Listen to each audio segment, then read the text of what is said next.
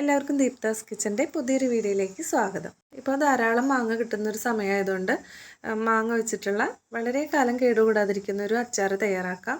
കുറച്ച് കാര്യങ്ങളൊക്കെ ശ്രദ്ധിക്കുകയാണെങ്കിൽ കുറേ നാളിത് കേടുകൂടാതിരിക്കും. അപ്പോൾ ഇതെങ്ങനെയാണ് ചെയ്യുന്നതെന്ന് നോക്കാം. ഇതിന് വേണ്ടിയിട്ട് 4 മാങ്ങ എടുത്തിട്ടുണ്ട്. നന്നായിട്ട് കഴുകി വൃത്തിയാക്കിയിട്ട് വെള്ളമൊക്കെ നന്നായിട്ട് തുടച്ചെടുത്തിട്ടുള്ളതാണ്. ഇനി ഇത് ചെറുതായിട്ടൊന്ന് കട്ട് ചെയ്തെടുക്കണം. ഈ ഒരു വലിപ്പത്തിലാണ് ഞാൻ കട്ട് ചെയ്തെടുത്തിട്ടുള്ളത്. ഇനി നമ്മൾ ഇതിലേക്ക് ആവശ്യമായിട്ടുള്ള 1 ടീസ്പൂൺ നിറച്ച് ഉപ്പ് ചേർത്ത് കൊടുക്കാം. നന്നായിട്ടൊന്ന് ഇളക്കി യോജിപ്പിക്കാം.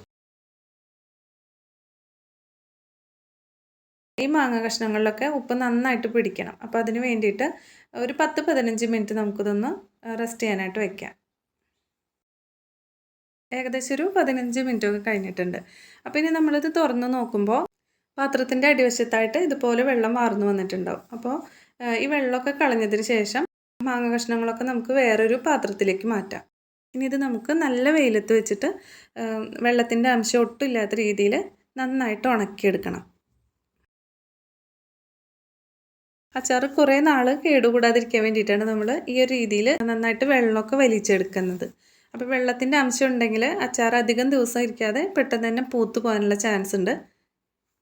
അപ്പോൾ ഞാനിത് ഉണക്കാനായിട്ട് വെക്കാൻ പോവാണ്. അപ്പോൾ ഈ ഒരു മാങ്ങ ഞാൻ ഒരു ദിവസം മുഴുവനുള്ള വെയിൽ കൊള്ളിച്ചെടുത്തിട്ടുണ്ട്. വെള്ളത്തിൻ്റെ അംശം ഒട്ടുമില്ല. നന്നായിട്ട് നല്ല ഡ്രൈ ആയിട്ട് തന്നെയാണ് കിട്ടിയിട്ടുള്ളത്. ഇനി ഒരു ചീനച്ചട്ടിയിലേക്ക് 1/2 ടീസ്പൂൺ ഉലുവ ചേർത്തിട്ട് നന്നായിട്ടൊന്ന് വറുത്തെടുക്കണം. ഉലുവ കൂടി പോവുകയാണെങ്കിൽ കയ്പ്പ് രസം വരും. അപ്പോൾ ഇതിൻ്റെ ഒരു ഫ്ലേവർ കിട്ടാൻ വേണ്ടിയിട്ട് മാത്രമാണ് ഉലുവ ചേർത്ത് കൊടുക്കേണ്ട ആവശ്യമുള്ളൂ. ഉലുവ നല്ല ബ്രൗൺ കളറായി വന്നിട്ടുണ്ട്. ഇനി ഇതൊരു പാത്രത്തിലേക്ക് മാറ്റാം. ഇനി ഇതിലേക്ക് വേണ്ടിയിട്ട് കുറച്ച് വറ്റൽമുളകൊന്ന് വറുത്തെടുക്കണം. കയ്യിൽ ഒരു പിടി വറ്റൽമുളകാണ് ഞാൻ എടുത്തിട്ടുള്ളത്. അപ്പോൾ ഞാൻ കുറച്ച് കൂടുതലായിട്ട് എടുത്തതേ ഉള്ളൂ. പൊടിച്ചതിന് ശേഷം നമ്മൾ എരിവൊക്കെ നോക്കിയിട്ട് ആവശ്യത്തിന് ഇട്ട് കൊടുത്താൽ മതി. ഇതിന് പകരമായിട്ട് മുളക് പൊടി വേണമെങ്കിൽ ഉപയോഗിക്കാം. എണ്ണയിൽ ചെറുതായിട്ടൊന്ന് ചൂടാക്കിയിട്ട് അതിൻ്റെ പച്ചമണം മാറിയിട്ട് വേണം അച്ചാറിൽ ചേർത്ത് കൊടുക്കാനായിട്ട്. ഇതുപോലെ മുളക് വറുത്തെടുത്തിട്ടാണെങ്കിൽ അച്ചാറിന് കുറച്ചുകൂടി ഒന്ന് ടേസ്റ്റ് ഉണ്ടായിരിക്കും. ഇത് വറുത്തെടുക്കുമ്പോൾ എപ്പോഴും നമ്മൾ ലോ ഫ്ലെയിമിൽ വെച്ചിട്ട് വേണം വറുക്കാനായിട്ട്. എന്നാലേ നല്ല ക്രിസ്പി ആയിട്ട് കിട്ടുള്ളൂ. മുളകിൻ്റെ നിറമൊക്കെ മാറിയിട്ട് നന്നായിട്ടൊന്ന് ക്രിസ്പി ആയിട്ട് വന്നിട്ടുണ്ട്. ചൂടാറാനായിട്ട് ഇതൊന്ന് മാറ്റി വയ്ക്കാം. ഇനി അച്ചാറിന് വേണ്ടിയിട്ട് നമ്മൾ നല്ലെണ്ണയാണ് ഉപയോഗിക്കേണ്ടത്. അപ്പോൾ ഇതേ ചീനച്ചട്ടിയിൽ തന്നെ 5 ടേബിൾ സ്പൂൺ നല്ലെണ്ണ ഒഴിച്ചു കൊടുത്തിട്ട് നന്നായിട്ടൊന്ന് ചൂടാക്കിയെടുക്കാം. എണ്ണ നന്നായിട്ട് ചൂടാക്കിയിട്ടുണ്ട്. ഇനി ഇതിൻ്റെ ഫ്ലെയിം ഓഫ് ചെയ്ത് കൊടുക്കാം. നമുക്കിനി ഈ മുളകൊന്ന് പൊടിച്ചെടുക്കാം. മുളക് പൊടിച്ചെടുത്തിട്ടുണ്ട്. ഇനി ഇത് വേറൊരു പാത്രത്തിലേക്ക് മാറ്റാം. ഇനി ഇതേ ജാറിലേക്ക് തന്നെ നമുക്ക് ഉലുവ ചേർത്ത് കൊടുക്കാം. ഇനി ഇതിലേക്ക് 3 ടേബിൾ സ്പൂൺ കടുക് ചേർത്ത് കൊടുക്കാം. ഇത് രണ്ടും കൂടിയിട്ട് നന്നായിട്ടൊന്ന് പൊടിച്ചെടുക്കണം. കണ്ടോ, ഇതുപോലെ പൊടിച്ചെടുത്തിട്ടുണ്ട്.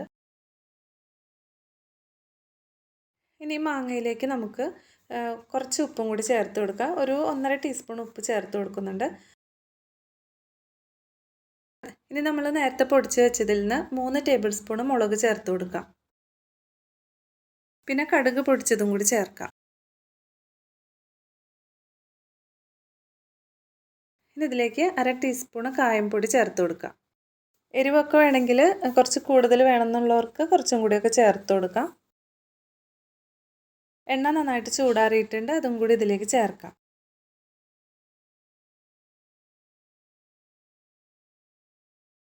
ഇനി ഒരു ടേബിൾ സ്പൂൺ വിനാഗിരി ഇതിലേക്ക് ചേർത്ത് കൊടുക്കുന്നുണ്ട്. വിനാഗിരി ചേർക്കുന്നത് ഇഷ്ടമില്ലാത്തവർക്ക് അത് ചേർത്ത് കൊടുക്കേണ്ട ആവശ്യമില്ല.